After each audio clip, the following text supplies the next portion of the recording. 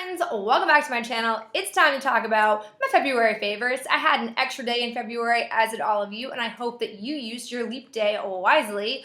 I have a lot of non-beauty favorites again. I don't know, I've just been such a creature of habit lately with makeup since I'm trying not to buy new things. I haven't been like straying out of my comfort zone, but I have a lot of non-beauty favorites that I want to talk to you guys about. So we'll start with my makeup stuff first. So I have three makeup items. The first is the Balm Desert from theBalm. It's a bronzer slash blush. I use this as a bronzer.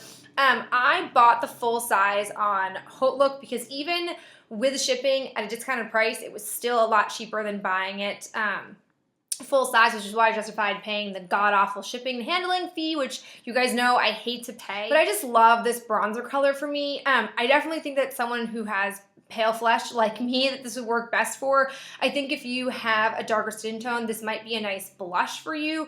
I don't personally like to wear blushes like this. I prefer more of like the pinky corally colors, but I just like this a lot. I think it gives me a nice finish. I can get away with being kind of goof proof with this because if I put too much on, it blends out really nicely. If I don't put enough on, I can go back in and get more.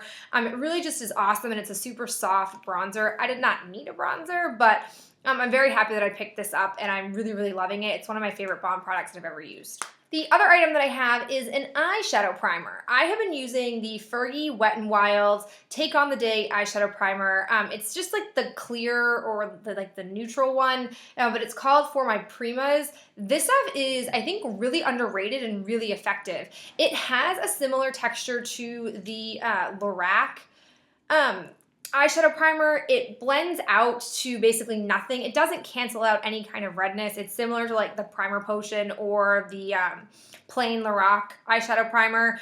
I like this stuff a lot. It's almost got like a glue type texture when you first put it on. It reminds me a lot of like Elmer's glue, but it doesn't have any like, it doesn't stay like that. As soon as you put eyeshadow on, it almost seems to be like eyeshadow glue, which I really like. It's pretty inexpensive, and I would definitely recommend picking it up. The other item that I have fallen back in love with since I have had, unfortunately, some acne breakouts this month, it is my Physicians Formula Dual-Ended Concealer in green/light. This stuff is awesome. The green is meant to cancel out redness. So what I do is I will put on a small amount of this wherever I have like an acne blemish. It's where I typically will use this, and I'll blend it out, and then I'll put my foundation on, BB cream on, whatever I'm putting on my whole face, and I'll go back and cover it up with the light coloring. This is really awesome because it really does cancel out any redness, and it covers it up. Of course, you can still see the raised bump part of your blemish, but you can't see any coloring of it, which to me is what I'm looking to achieve. I can't completely erase things, but at least can take the attention away from it. But this stuff is great. It's pretty inexpensive, but I also think really effective. All right, now that we're gonna stray away from the makeup side of this, let's talk about a hair item. So I have recently been like blow drying my hair a bit more than normal, and by that I mean I maybe do it maybe like once a week-ish. If I'm desperate, like I had to take a shower, but then I also don't like want to do something with my hair, I will blow dry it. I'm not someone who naturally blows dry. I'm not someone who just naturally gravitates to blow drying. I normally shower at night and let my hair air dry over my sleep time. But I recently have been hearing a lot about blow drying sprays, that they can help cut down the dry time. I have thick hair. I don't like blow drying my hair. I don't like the noise of it. I don't like the heat of it. So if I can shorten that time frame, it might make blow drying my hair less of a horrendous experience. So I happened to be perusing the Target aisle, and I came across the L'Oreal new Blow Dry It Quick Dry Primer Spray. It says it cuts dry time and is a heat protection. I have really liked a lot of the L'Oreal hair products that have come in this type of packaging, so I figured I'd give it a try. I think it was like no more than $5. It's very effective at what it does. Normally, it would take me like 20 to 25 minutes to dry my hair to at least much of an extent that I'd be able to straighten it, but it's not 100% dry. We're talking like 10 minutes. I followed the tip on the back, which I don't know if this is like a normal thing that I just like didn't know because I don't blow dry my hair very often, but they tell you to separate your hair into 3 sections and then kind of like make little Princess Leia buns, and you take down one section at a time and blow dry it. So I followed those steps for this, and I've used it like that every time since, and it's glorious. So if you're looking for a blow drying spray that will kind of shorten your blow drying time, pick this up. My next favorite, as you can probably tell, are these sunglasses from Old Navy. I have been looking for sunglasses to replace my American Eagle sunglasses that had scratches on them and they were all beat up, but I have not been able to find the right like cat eye shape lens. This has been, I'm not joking you, a 2-year endeavor to try to find sunglasses that would meet all of my needs, and these do. We were just two souls bobbing around Old Navy, and then we found each other, and I'm just so excited to have these. Next thing I have is a book. We have not talked about books in a long time, and I have been reading, but there's something that I really wanted to talk to you guys about and tell this book. It is Zeitoun, get you closer to the cover, by Dave Eggers. This is a nonfiction book, and I have to be honest, I don't love nonfiction as a genre. To me, I find that a lot of nonfiction is really dry, and even though it's super informative and there's so many rich parts of nonfiction as a genre, it's still really dry. It's hard for me to get through, but this book reads like a novel. It's very story-like in its approach, and it's focused on a man who, during Hurricane Katrina, stayed behind to take care of his property and his company and his family home. Well, as you guys know, Hurricane Katrina, things didn't go well. Things were terrible and awful, and tons of damage was done. There was a lack of resources, a lack of preparation in total for this hurricane, yada, yada, yada. Well, this man, this lovely man, this real-life man, is a Muslim, and he gets taken by the government during his time in Katrina while he's trying to help out dogs and help out people who are hurt because they believe that he's up to no good and he's racially profiled.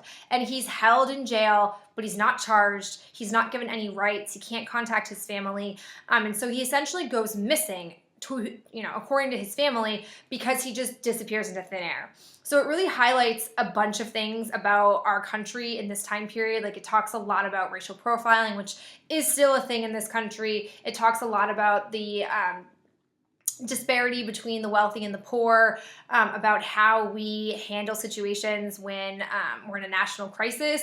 It's a really interesting story. It's heartbreaking, but at the same time an important thing to be cognizant of. So I would highly recommend this. It's a quick read, provides a lot of insight into what the Islamic culture is like in the belief system, which I don't have a lot of knowledge on, so I feel like it's really refreshing. It's not in your face, it's not overly preachy or heavily biased. It's really balanced, so I would totally recommend it. I'll get off my soapbox now, but pick it up. It's a good book, it's a good read, good worth of your time. The last thing we're going to talk about is television, because television has been killing it lately. For example, Amazon. I have had Amazon Prime a couple of years now. I have never watched Amazon television. I don't really know why, just never did. Nothing ever really pulled me in and made me want to watch it. Well, during the awards season, I noticed a lot of Amazon shows got a lot of attention. So I started watching a couple of them, but the one that I really loved, Ben and I just binge watched this, was Bosch. It's about a detective. Ben and I like it. We think we liked it as much as we did because it's very similar to True Detective.